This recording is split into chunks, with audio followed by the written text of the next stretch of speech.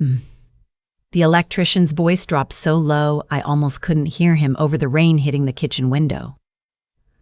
"Ma'am, I need you to come down to the basement, right now, and please don't bring anyone with you."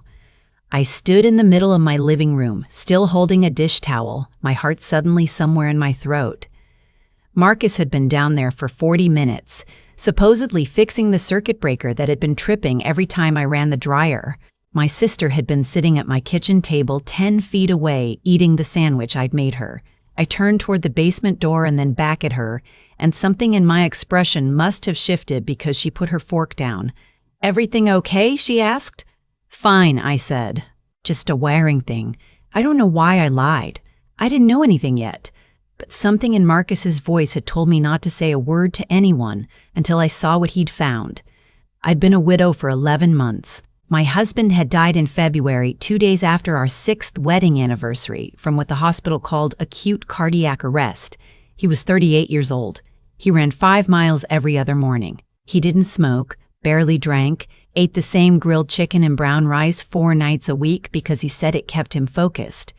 The doctors told me some people simply have undetected arrhythmias, that the heart can be a ticking thing, quiet and invisible, right up until it isn't. I believed them because I had no reason not to.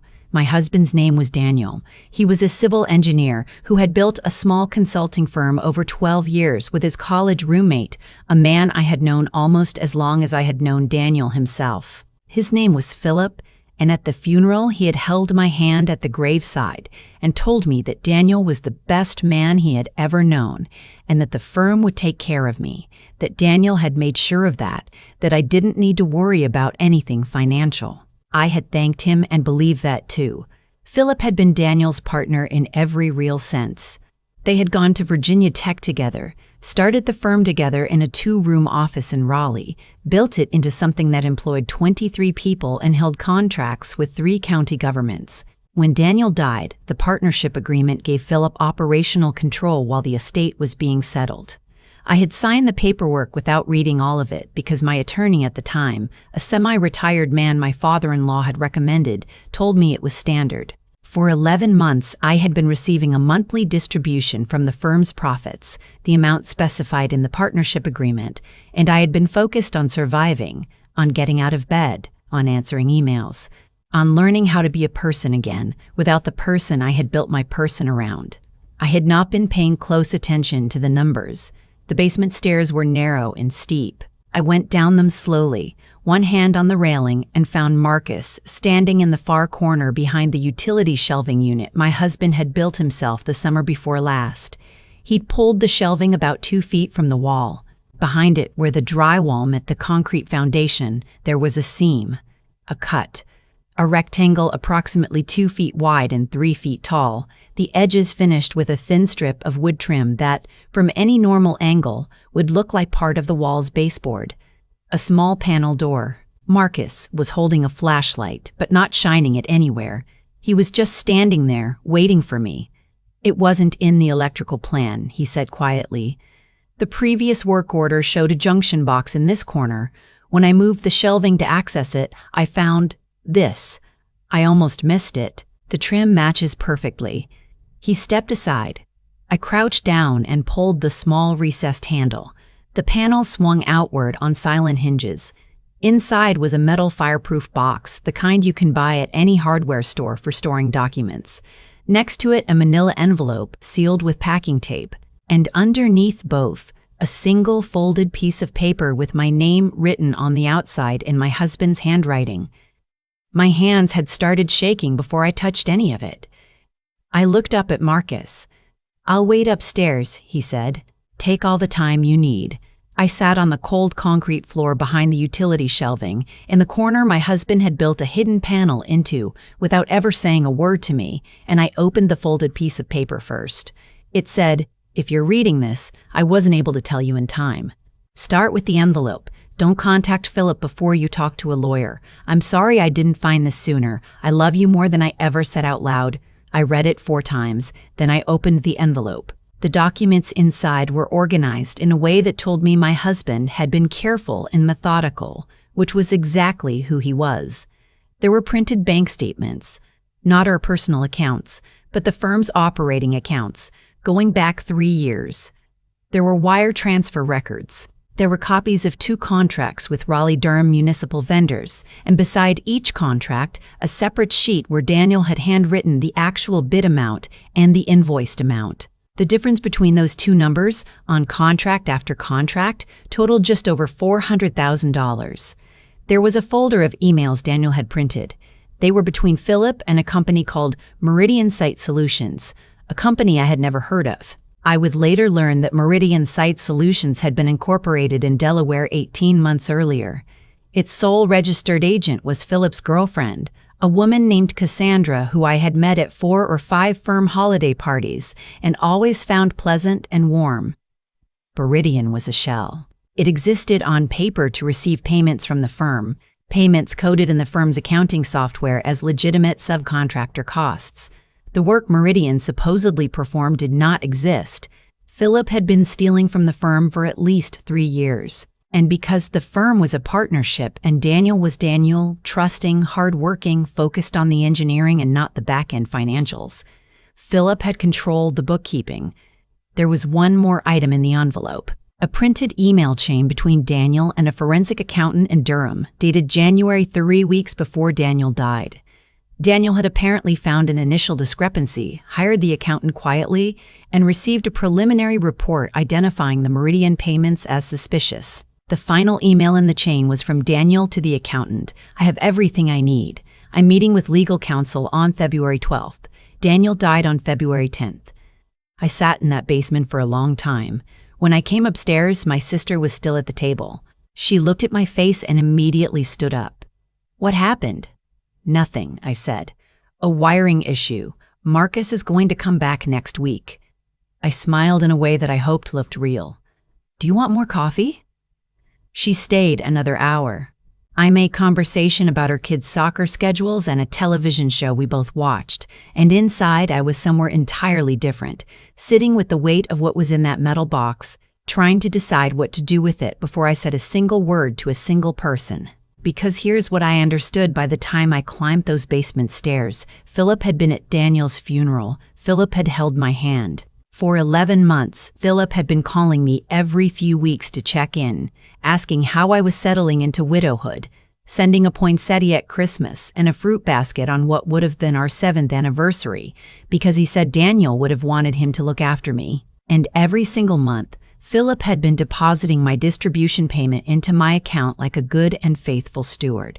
While he continued stealing, the morning after my sister left, I drove 40 minutes to a law firm in Durham that a friend had used in a business dispute 2 years prior. I had looked them up the night before and found a partner named Renata who specialized in business litigation and fiduciary fraud. I called when they opened and said I needed an urgent consultation and that I had documents. I brought the metal box and the envelope and Daniel's note. Renata was 50-something, compact, with reading glasses pushed up on her head and the particular stillness of someone who has heard a great many difficult things and learned not to react until she has finished listening. She went through everything slowly. She asked me 3 questions during the review. When she finished, she took her glasses off, set them on the table, and looked at me directly. "Your husband was building a fraud case against his business partner," she said. "He died before he could bring it forward. You have found his documentation. And for the past 11 months, the person he was building the case against has had full operational control of the firm, including control of your distributions."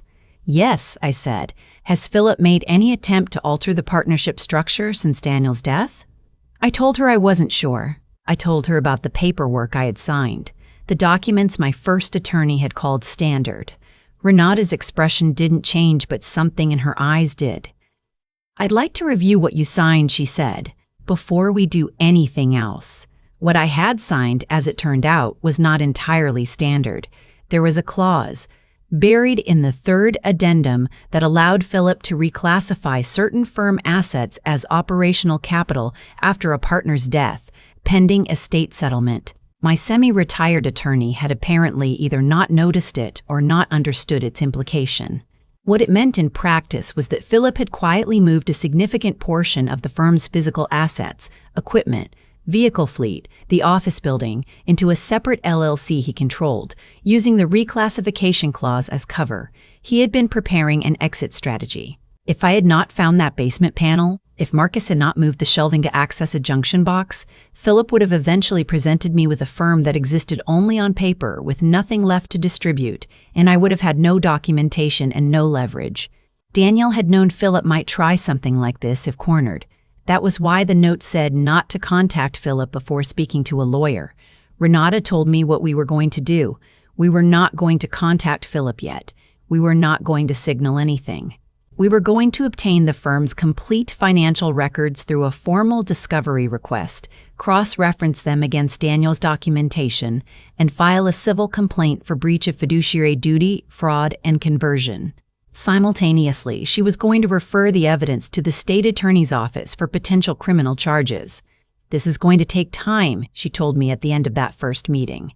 "It's going to be uncomfortable. He will try to discredit you.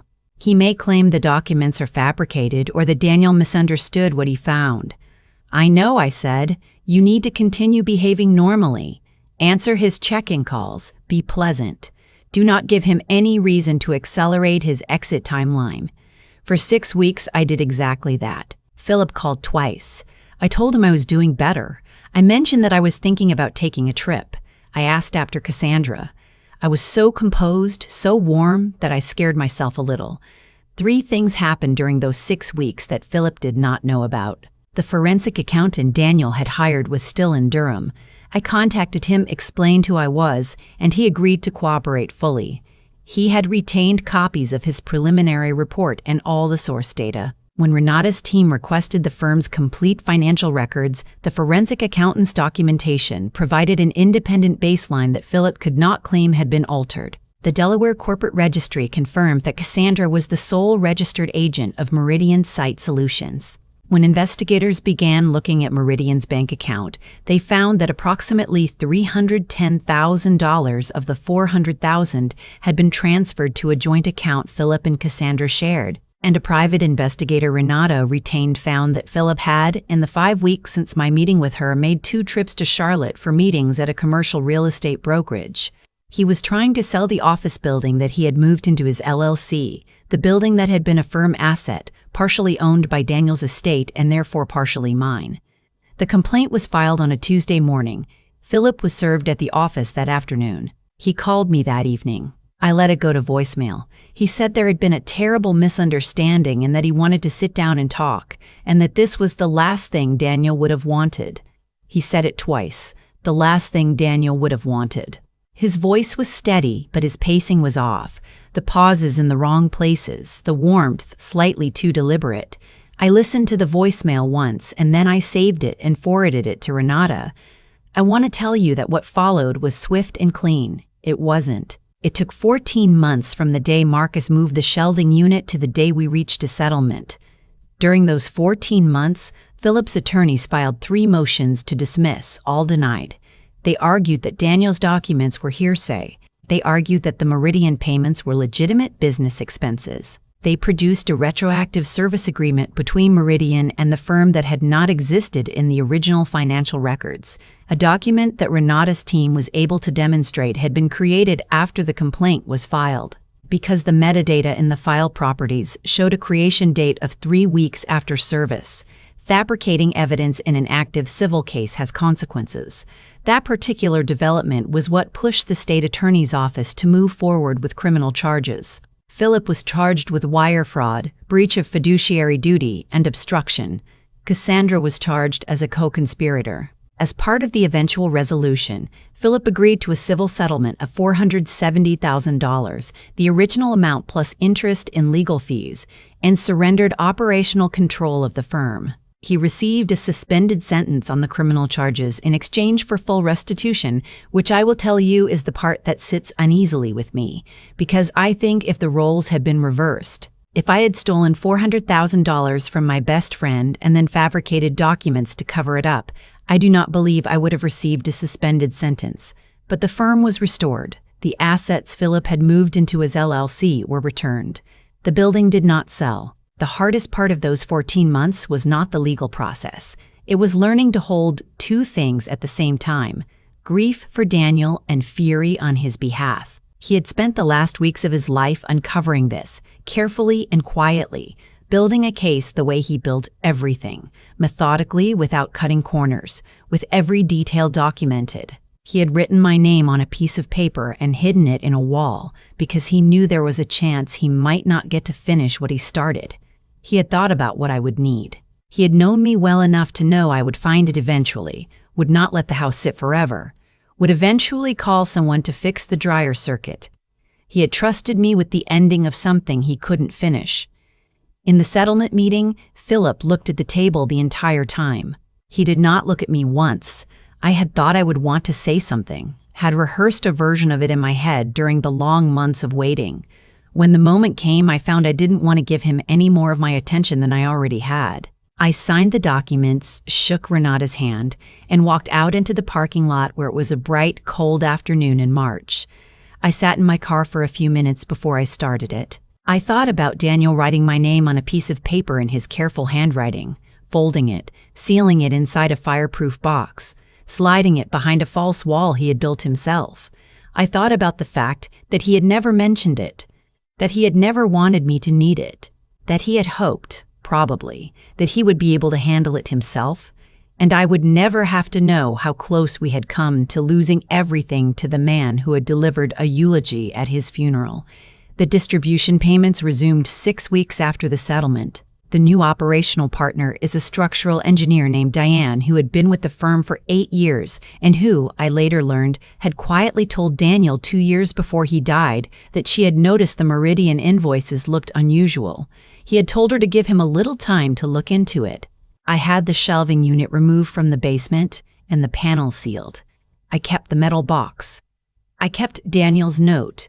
Some nights, I take it out and read it again, not because I need to, but because it still feels like hearing his voice, careful and specific and full of the particular love of someone who plans ahead, who thinks about the person they're leaving behind, who hides a key in the wall because they know you'll need it. I love you more than I ever said out loud.